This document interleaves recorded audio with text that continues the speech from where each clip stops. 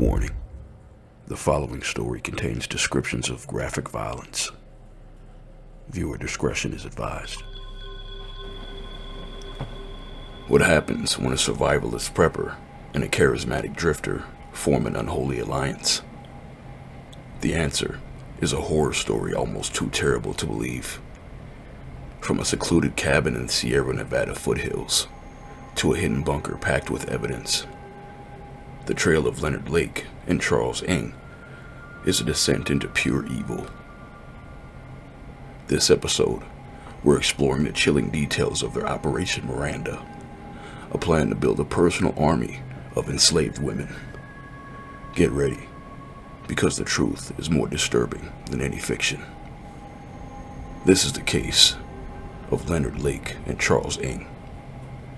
Leonard Lake was born in San Francisco, California, the first of 3 children to Elgin Leonard Lake and Gloria Mae Williams. Lake's parents divorced when he was 6, and her second marriage produced 2 half-sisters. The siblings moved in with their maternal grandmother after the divorce. Lake was reportedly a bright child, but developed an obsession with pornography after habitually photographing his sisters nude, which his grandmother apparently encouraged. Lake allegedly killed mice by dissolving them in chemicals. In the same manner, he would later dispose of his human victims' corpses, and became fascinated with the idea of holding women captive after reading the John Fowles novel, The Collector, in his teens. After attending Balboa High School, Lake enlisted in the United States Marine Corps in 1964. He served 2 tours of duty during the Vietnam War as a radar electronics technician. During this period, Lake was first diagnosed with schizoid personality disorder. After what was termed a delusional breakdown in Da Nang, Lake received psychotherapy and in 1971 a medical discharge. Lake settled in San Jose, California, and enrolled at San Jose State University, but dropped out after 1 semester upon becoming enamored of San Francisco's hippie community.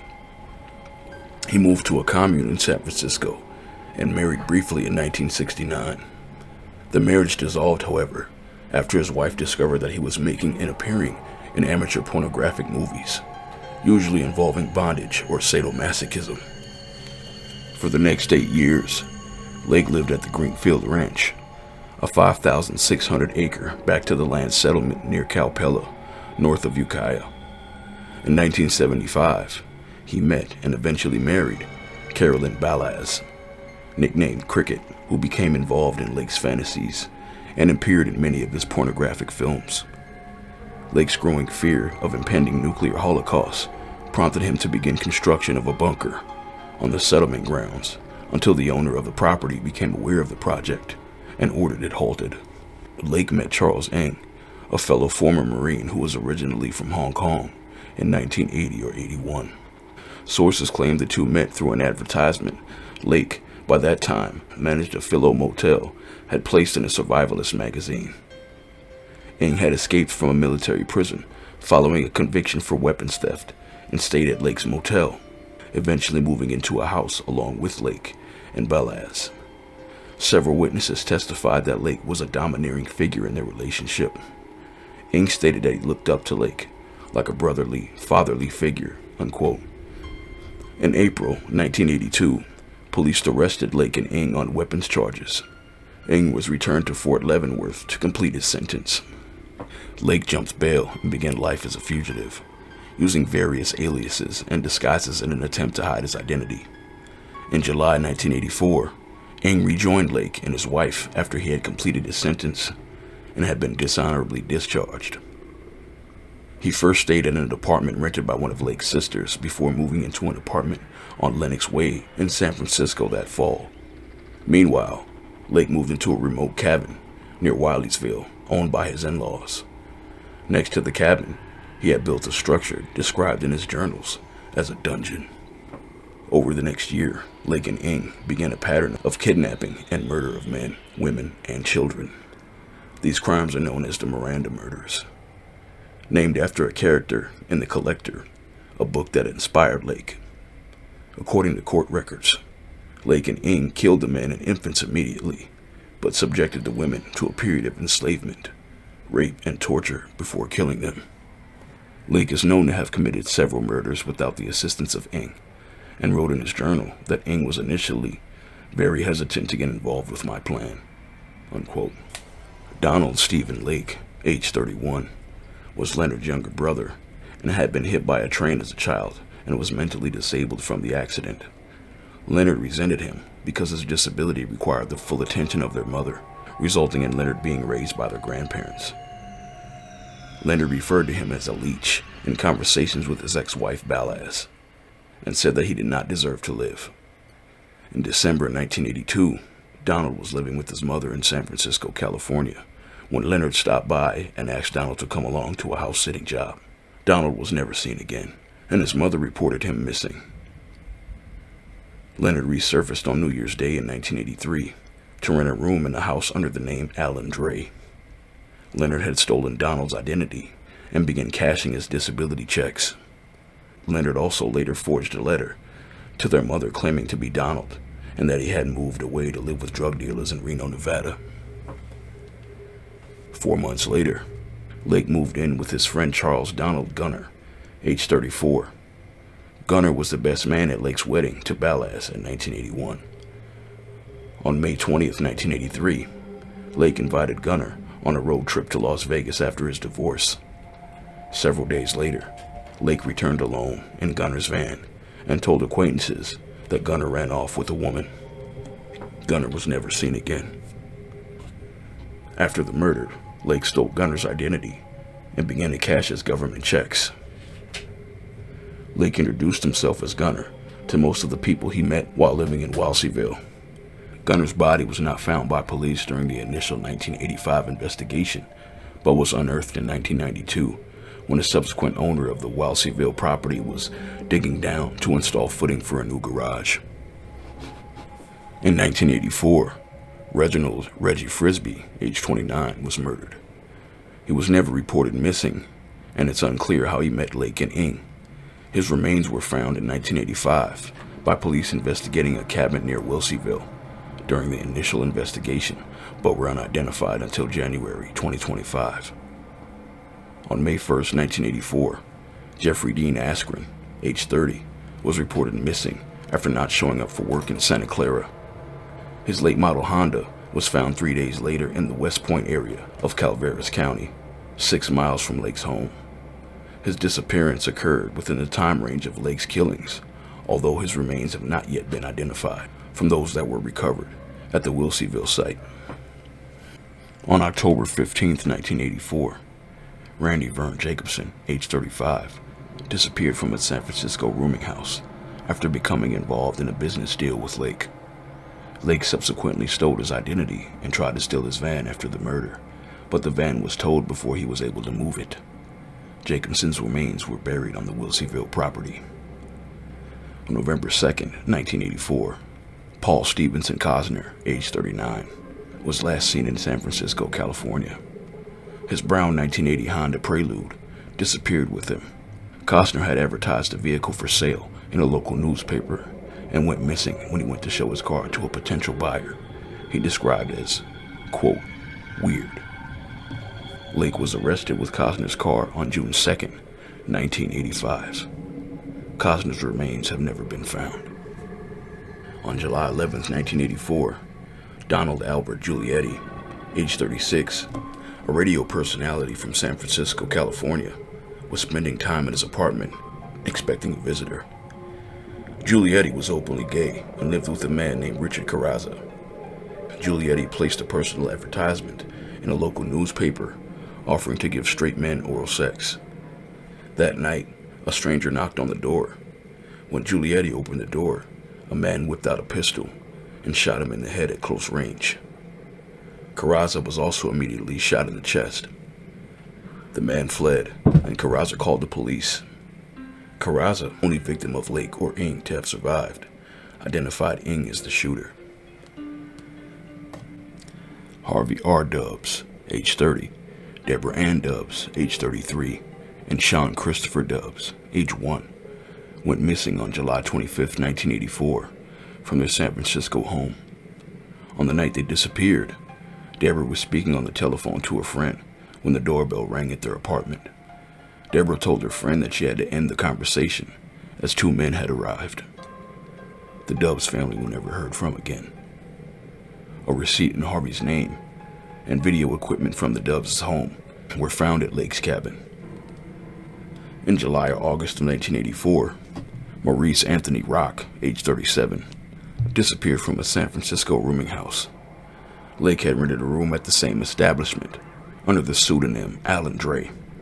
Sometime after Rock disappeared, the women renting the room next to Rock's saw a man remove a refrigerator from his room. The man introduced himself as Steve and offered to photograph her.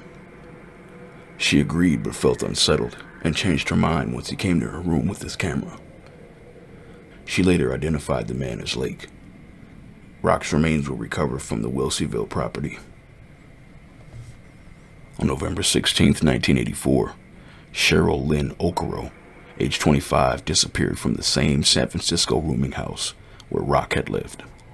Photographs and an 11-page letter by Okoro and her remains are recovered from the Wilseyville property. On January 20th, 1985, Clifford Raymond Parantino, age 23, went missing from San Francisco. He was a co-worker of Ing's at Dennis Moving Company, and in April 1985, Lake sold Parantino's motorcycle to a man in West Point, California. Several of Parantino's personal belongings were discovered in an apartment Ing owned. On February 24th, 1985, Jeffrey Dean Gerald, age 25, went missing from San Francisco after saying he was going to help Ing move for a side job. On April 12, 1985, Michael Sean Carroll, age 22, who had served with Ing in Fort Leavenworth, and his girlfriend Kathleen Elizabeth Allen, age 18, were spending time in a Milpitas, California motel room. At 10 p.m., Carroll told Allen that he had to leave and never returned. On April 15th, Allen received a phone call at her workplace and was told that Carroll was at Lake Tahoe and may have been shot. She immediately told her boss she had to leave and was seen getting into a car with Lake. Allen appeared in a videotape found at Lake's home, and her last paycheck was sent to a town near his cabin. Carroll was also mentioned in the videotape, and his driver's license was found at the property. On April 19, 1985, Lonnie Wayne Bond Sr., age 27, and his live-in girlfriend, Brenda Sue O'Connor, age 20, their son, Lonnie Wayne Bond Jr., age 1, and a family friend, Robin Scott Stapley, age 26, went missing from Wilseyville. When Lake was arrested on June 2nd, Lonnie's license plate was affixed to the car he was driving. Lonnie Sr.'s and Stapley's bodies were found buried at Wilseyville in a shallow grave about a mile from Lake's property. O'Connor's remains were identified in 2025. Lonnie Jr. has never been found. On June 2nd, 1985, Ing was caught shoplifting a vase from a hardware store in South San Francisco and fled on foot, throwing the vase into the trunk of a brown Honda. Lake attempted to pay for the vase, but by then police had arrived. Officers noticed that Lake bore no resemblance to the photo on his driver's license, which carried the name of Robin Scott Stapley, a San Diego man reported missing by his family several weeks earlier. Lake was arrested after a gun equipped with a prohibited silencer was found in the trunk of his vehicle, a 1980 Honda Prelude, and was later positively identified via a fingerprint search. At the station, Lake was placed in an interrogation room where he was given a pen, paper, and a glass of water. A short time after, a detective entered the room to conduct an interview and found Lake violently convulsing on the floor and appearing to be extremely panicked, showing signs of asphyxia. The notepad contained a brief suicide note. At the hospital, it was determined that he swallowed cyanide pills he had sewn into his clothes. Lake never regained consciousness and died on June 6th. The license plate on Lake's car was registered to Lonnie Bond, but its VIN was registered to Paul Cosner, who had disappeared from San Francisco in November 1984. A utility bill in the car led detectives under the command of San Francisco Police Homicide Lieutenant Gerald McCarthy to the property in Walseyville, where they found Stapley's and Bond's trucks and the dungeon. In a makeshift burial site nearby, police unearthed over 40 pounds of burned and crushed human bone fragments from at least 11 bodies. They also found a hand-drawn treasure map, leading them to 2 buried 5-gallon buckets. One contained an envelope with names and identifications, suggesting that the total number of victims might have been as high as 25. And the other contained Lake's handwritten journals for 1983 and 1984, and 2 videotapes documenting the torture of 2 of their victims. On one of the tapes, labeled M Ladies, Ing is seen telling Brenda O'Connor, as he cuts her shirt off with a knife, quote, "You can cry and stuff like the rest of them, but it won't do any good. We are pretty cold-hearted, so to speak," unquote. In another part of the tape, Kathleen Allen is seen seated in a chair, with Lake warning her, quote, "If you don't go along with us, we'll probably take you into the bed, tie you down, grape you, shoot you, and bury you," unquote. In the other, Deborah Dubbs is shown being assaulted so severely that she could not have survived. Lake's ex-wife, Carolyn Ballas, cooperated with investigators and received legal immunity from prosecution. Court records say that Ballas turned over weapons and other material to authorities during the investigation. She was called as a key witness in Ing's trial in 1999. In a surprise move, Ing's lawyer, William Kelly, dismissed Ballas without asking any questions. Kelly later declined to explain his actions. Ballas was on the witness stand for a few minutes as Kelly read sections of her immunity agreement. Ballas been expected to shed light on what happened inside the mountain cabin that her parents owned and rented to her and Lake. Ing, who had never obtained U.S. citizenship, was captured in a department store in Calgary, Alberta, on July 6, 1985. A store security guard suspected him of shoplifting, and in the ensuing confrontation, Ing shot the security guard. Though wounded, the security guard disarmed and detained Ing until police arrived. Ing served 4.5 years in a Canadian prison and tried to fight extradition to the United States on the grounds that he would be subject to capital punishment. In 1991, he was extradited to California, where he was indicted on 12 counts of first-degree murder. Despite the video evidence and the information in Lake's diaries, Ing maintained that he was merely an observer and that Lake planned and committed all of the kidnappings, rapes, and murders unassisted. In February 1999, Ing was convicted of 11 of the 12 homicides, 6 men, 3 women, and 2 male infants. Jurors deadlocked on the 12th charge, the murder of Paul Costner, but Ing was sentenced to death. The presiding judge noted, quote, "Mr. Ing was not under any duress, nor does the evidence support that he was under the domination of Leonard Lake," unquote. As of July 2024, Ing was incarcerated at the California Medical Facility. The last execution in California was in 2006. In 2019, Governor Gavin Newsom signed an executive order placing a moratorium on the death penalty in California. The sheer volume of evidence found at Lake's property was a testament to the methodical and horrifying nature of their crimes. It's a story that continues to haunt those who work the case, and a stark warning about the dangers of extreme ideologies. What part of this case did you find the most shocking?